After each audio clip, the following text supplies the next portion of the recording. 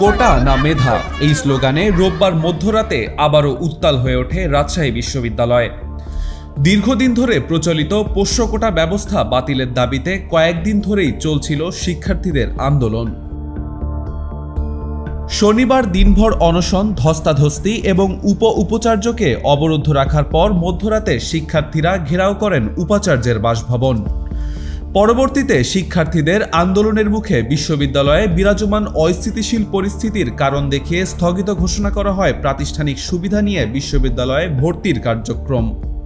প্রাতিষ্ঠানিক সুবিধা নিয়ে রাজশাহী বিশ্ববিদ্যালয়ে ভর্তি কার্যক্রম আমরা স্থগিত করছি এবং বিশ্ববিদ্যালয়ের সার্বিক পরিস্থিতি আমরা আগামী রবিবার 21শে সেপ্টেম্বর জরুরি সিন্ডিকেট সভায় আলোচনা করে আমরা সিদ্ধান্তে উপনীত হব।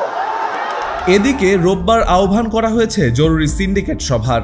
এর আগে পোষ্য কোটা বাতিলের দাবিতে বৃহস্পতিবার রাত থেকে আমরণ অনশনে নামেন 7 থেকে 8 জন শিক্ষার্থী। এ সময় অসুস্থ হয়ে পড়েন 2 জন। ওয়ালটন এখন দেশের সীমানা পেরিয়ে পৌঁছে গিয়েছে 50টিরও বেশি দেশে। ওয়ালটন, ঘরে ঘরে, বিশ্বজুড়ে।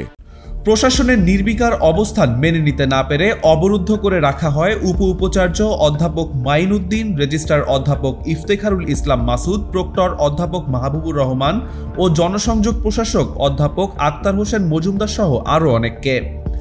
এক পর্যায়ে তাদের সঙ্গে হাতাহাতিতে জড়ান আন্দোলনকারীরা। এ সময় আহত হন উপাচার্য, একজন উপরেজিস্ট্রার ও রাবি ছাত্র অধিকার পরিষদের সাধারণ সম্পাদক আল শাহরিয়ার শুভ ও সাবেক সমন্বয়ক সালাউদ্দিন আম্মার সহ 7 থেকে 8 জন। হাতাহাতির এক পর্যায়ে উপাচার্য জুবেরি ভবনের 2য় তলায় চলে গেলে শিক্ষার্থীরা তাকে অবরুদ্ধ করেন। এক পর্যায়ে জড়ো হতে থাকেন সাধারণ শিক্ষার্থী, ইসলামী ছাত্র শিবির সহ বাম সংগঠনগুলোর নেতাকর্মী ও রাকসুর পদপ্রার্থীরা।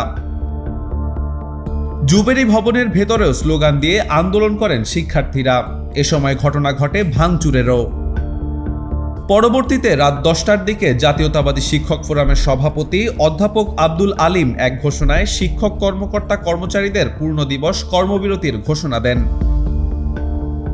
এই ঘোষণার সঙ্গে সঙ্গেই ফুঁসে উঠে 17টি হল থেকে একযোগে বের হয়ে বিশ্ববিদ্যালয়ের প্যারিস রোডে আন্দোলন শুরু করেন শিক্ষার্থীরা। এক পর্যায়ে ভিসির বাসভবন অবরোধের পর রাত 1টায় ঘোষণা আসে এই শিক্ষাবর্ষে পোষ্য কোটায় ভর্তি কার্যক্রম স্থগিতের। রাজশাহী বিশ্ববিদ্যালয় থেকে মারুফ হোসেন মিশনের তথ্য ও ছবিতে শেখ সাদি, মানবজমিন।